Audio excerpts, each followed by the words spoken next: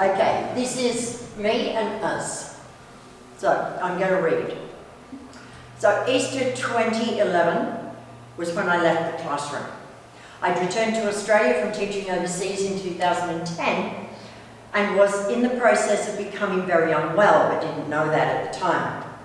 In 2011, I was transferred to Brisbane State High School on a reduced load. I had 2 Year 11 classes and a 10. But one day in the staff room, I realised that I did not want to go to my Year 11 class. It is possible that there were other options open to me, but I didn't know about them. So after the class, I went to my head of department and told her that it was over. I was going to leave.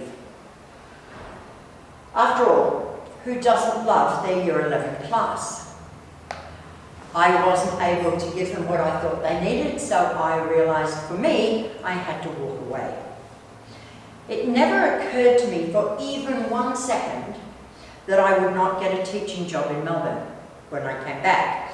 I was only 56. It took another 2 years, but things finally broke in 2013. I was so sure that my education days were over that I gave away all my teaching resources, all my books, all my notes, all my fun stuff.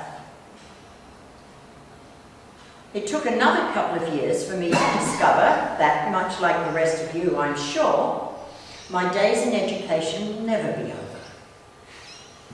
And I would need to find another way of being involved. So, in 2016, I talked my friend Judy into joining me to start We Teach Well. We wanted to help other English teachers with subject knowledge. It's not possible to know every book and every play and every poem, and we wanted to be able to help teachers who didn't have that subject knowledge. We made it curriculum neutral, deliberately curriculum neutral, because we knew that the people we wanted to help didn't have access to the sorts of materials that we had access to.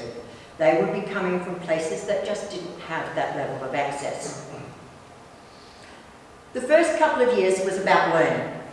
Learning about business, learning about marketing and tech and pretty much everything other than our subject.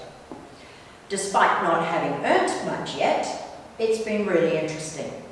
But both Judy and I struggled with the idea of selling to teachers. We were so used to sharing and giving stuff away, as all teachers are, and imposter syndrome was strong. 2019 has changed that. In 2019, I have met people who were still doing the job every day, and I discovered that I still related to them. Finding these teachmates has been super helpful. I remembered that teachers are the people I most like spending time with, and that providing them with useful help and resources is what we most wanted to do. In June, we were awarded a Global Victoria sponsorship to the huge EduTech conference in Sydney. It was massive.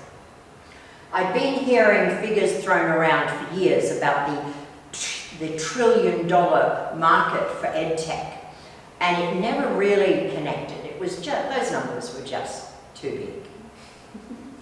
And then we walked into the Sydney Convention Centre and it started to make more sense.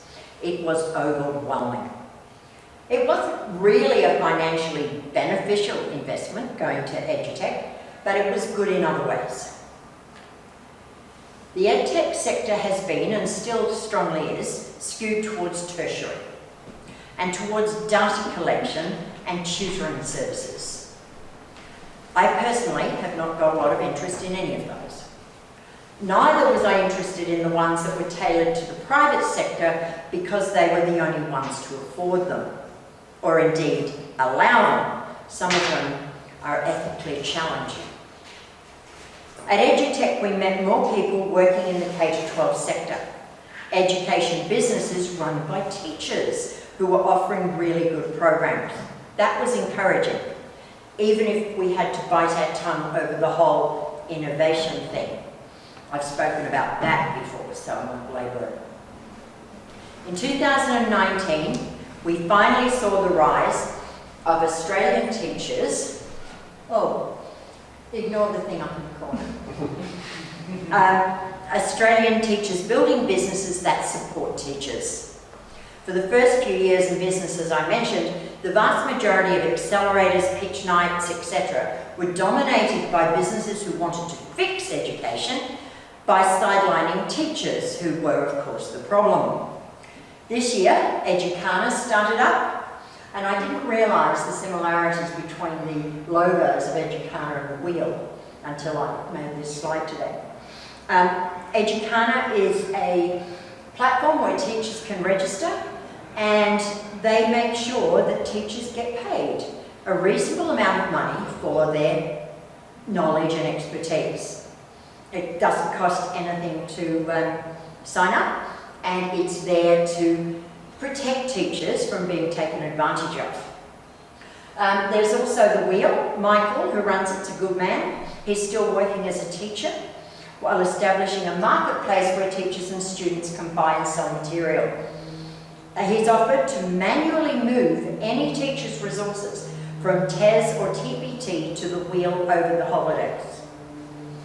It is important to remember that if you're working as a teacher, you may not own your IP, so at least redesign your resources so they look different from the ones you use in school. It's not an issue right now, but I think it will become one. On social media, in 2019, I discovered the Twitter chat at Aussie Ed, and while keeping up with it is still a challenge, even with TweetDeck, I find it enormously fulfilling. Again, it reminds me that I'm not out of step with working teachers. And I found the Public Education Network on Facebook. I mean no disrespect to private school teachers, but my heart is in public sector, and while the posts often cause smoke to come out of my ears, I am heartened by the majority of views of the members of the group, and there are far too many ofs in that sentence. And finally, we now know the reason, I discovered this crazy man who seems able to teach full-time, run teacher training sessions in Asia, be actively involved in more than one Twitter PLN, and organise frequent in-person meetups for teachers. Trying to work out whether he is in some way animatronic keeps me engaged. The end.